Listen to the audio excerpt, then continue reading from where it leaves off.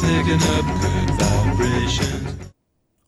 We can compute the Fourier series coefficients analytically, and that's what we're going to do now for this example. Now, it's a rectangular wave with period capital T equals to 2 pi, and in a period between minus pi and pi, it's 0 outside of the interval from minus pi over 2 until pi over 2, in which case it's 1. Let's start with A0. I already mentioned that we can consider whichever period we like for this interval. This interval is from 0 to capital T, but I can consider the period from minus capital T over 2 and capital T over until capital T over 2. If I do that, capital T is 2 pi, so I get A0 equals 1 over 2 pi, the interval from minus pi until pi, it's a period, of xt dt. Now you can see very easily that indeed it coincides with the original one from 0 to 2 pi, because at the end of the day, we're computing the area below this graph, which is nothing more than the area below this graph here that is represented by this new integral.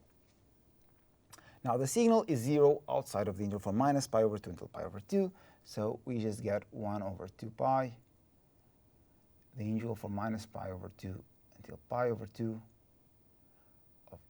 The signal is 1 there, so I can just replace x of t by 1. Since this is 1, this interval will be simply pi over 2 minus pi over 2. So we end up with 1 over 2 pi times pi, which is 1 over 2.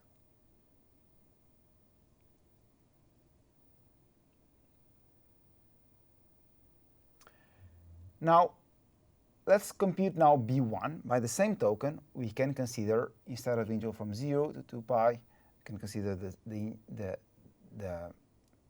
interval from minus pi until pi. So we get 2 over 2 pi, the interval from minus pi to pi of the signal x of t cosine of 2 pi over capital T, which is also 2 pi, so just get 1. K is 1, because we're computing B1, times t dt. Just as we justified here, the signal is 0 outside the interval from minus pi over 2 until pi over 2, so we can just replace this interval, these limits by pi over 2,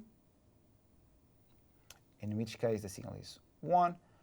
We get the interval from minus pi over 2 until pi over 2 of cosine of t. The primitive of cosine of t is sine of t, so we just get this. 2 over 2 pi sine of t between pi over 2 and minus pi over 2, and sine of t, and that's nothing more than 1 over pi sine of pi over 2 minus sine of minus pi over 2. Now this here is 1, this one is minus 1, so we end up with 2 over pi.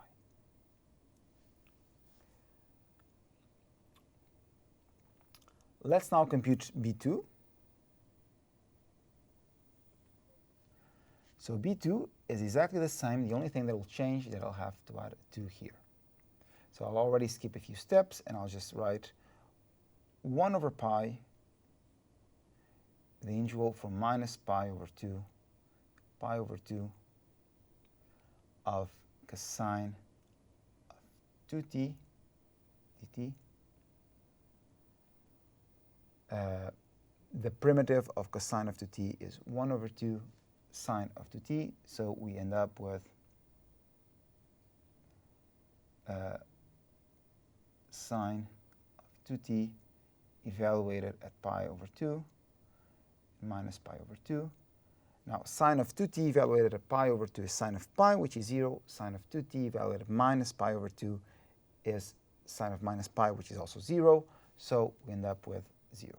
B1 is 2 over pi, B2 is 0.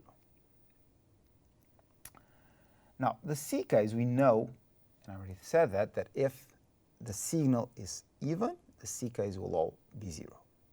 We can confirm this, and we can just write C1 is exactly the same form as for B1, but where you see the cosine, you replace it by a sine.